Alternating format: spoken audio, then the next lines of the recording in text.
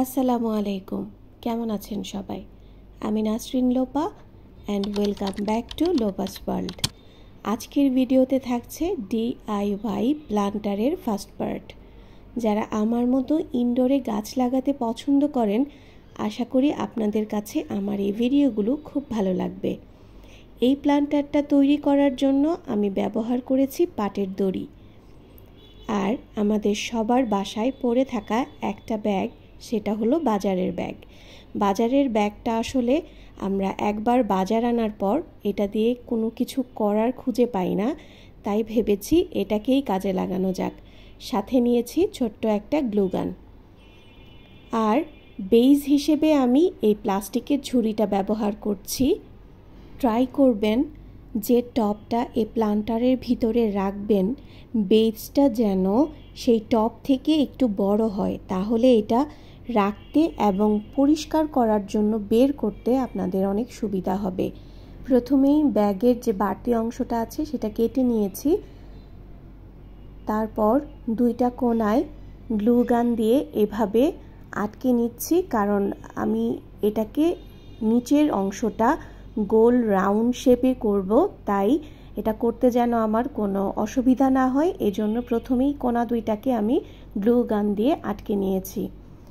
আমার গ্লু গানটা ছোট, তাই এখানে আমার প্রায় এই বাস্কেটটা তৈরি করার জন্য 11 থেকে 12টা গ্লু স্টিক লেগেছে। আপনারা যদি বড় গ্লু গান ব্যবহার করেন তাহলে আপনাদের স্টিক আরও কম লাগবে। পাটের দড়িটা যেহেতু একটু বেশি মোটা আর শক্ত, তাই প্রথমেই হাতে এটাকে গ্লু দিয়ে একটা সার্কেলের শেপ তৈরি করে তারপর আমি নিচ থেকে শুরু করছি। এই পর্যায়ে তেমন কোনো কঠিন কিছু নেই, শুধু এভাবে ঘুরিয়ে ঘুরিয়ে গ্লু দিয়ে আটকাতে হবে। চেষ্টা করবেন গ্লুটা একটু কম ব্যবহার করতে। ব্যাগের বাইরে যদি বাস্কেটের মধ্যে গ্লুটা লেগে যায় তাহলে এটা যখন শেষে আপনি বের করতে যাবেন, বাস্কেট থেকে ছুটাতে যাবেন, তখন একটু কষ্ট হয়ে যাবে। একটা মজার কথা বলি, এই দড়িগুলো প্রায় 2 বছর আগে কোরবানির ঈদের সময় গরুর সাথে এক্সট্রা করে এসেছিল, আর 2টা বছর এভাবেই প্যাকেটের ভিতরে পড়েছিল। আসলে যারা ক্রাফট করে একমাত্র তারাই বুঝবে যে ফেলে দেয়া জিনিসের মধ্যেও দারুণ কিছু লুকিয়ে আছে। কোনো কিছুই ফেলে দেয়ার না। কথা বলতে বলতে এটাকে ঘোরাতে ঘোরাতে কিন্তু এই বাস্কেটের নিচের যে অংশটা আছে সেই শেপটা চলে এসেছে। প্রথম দড়িটা শেষ, এখন আমি আরও একটা জুট রূপ এটার সাথে গ্লু দিয়ে আটকে নিচ্ছি। ভয় পাবেন না, এটা ঘুরিয়ে ঘুরিয়ে পেঁচিয়ে গ্লু দিয়ে আটকালে ছুটবে না।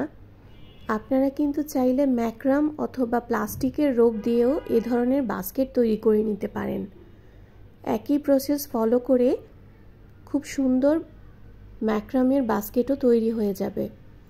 এ পর্যায়ে আমি বাস্কেটটা লম্বা কতটুকু রাখতে চাচ্ছি সেটা রেখে তারপর যে ব্যাগটা আছে সেটাকে ফোল্ড করে ভিতরের দিকে দিয়ে দিব। এই যে কাটা অংশগুলো আছে এখান থেকে প্লাস্টিকের ব্যাগের যে অংশগুলো আছে এগুলো বের হয়ে প্লান্টারটা নষ্ট হয়ে যাবে, তাই এটাকে আরও একটা ফোল্ড করে ভিতরে দিয়ে দিচ্ছি। আমি এজন্যই ব্যাগটা একটু বড় কেটেছিলাম। এখন গ্লু দিয়ে ব্যাগটাকে ভালো করে আটকে তারপর আবারও সেম প্রসেসে দড়িটাকে গ্লু দিয়ে ঘুরিয়ে ঘুরিয়ে এইটা যতটুকু আমি রেখেছি ঠিক ততটুকু কভার করে নিব।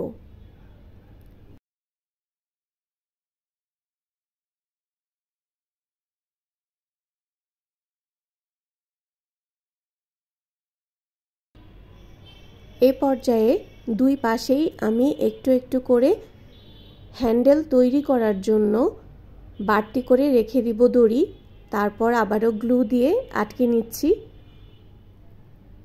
আপনার সুবিধা মতো যতটুকু হ্যান্ডেল রাখতে চাচ্ছেন, ছোট অথবা বড়, ঠিক ততটুকু রেখে তারপরে বাকি দড়িটা এভাবে গ্লু দিয়ে আটকে নেবেন। চেষ্টা করবেন দুই পাশটাই যেন সমান হয়।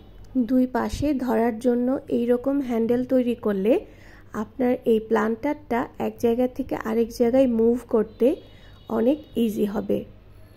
হ্যান্ডেলটা যেন একটু মজবুত হয় এজন্য আমি হ্যান্ডেলের যে দড়িটা রেখেছি এটার উপরে 2টা স্টেপ করব, তাহলে এটা অনেক বেশি মজবুত হবে। অনেক ভারী প্লান্ট রাখলেও আপনার এটা নষ্ট হয়ে যাবে না বা খুলে যাবে না।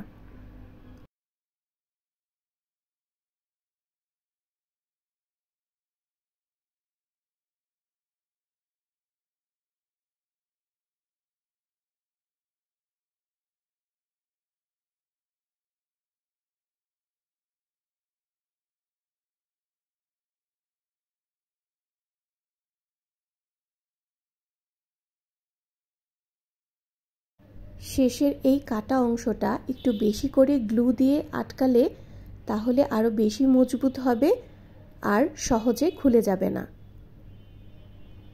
এই পর্যায়ে আমার বাস্কেটটা তৈরি হয়ে গেছে।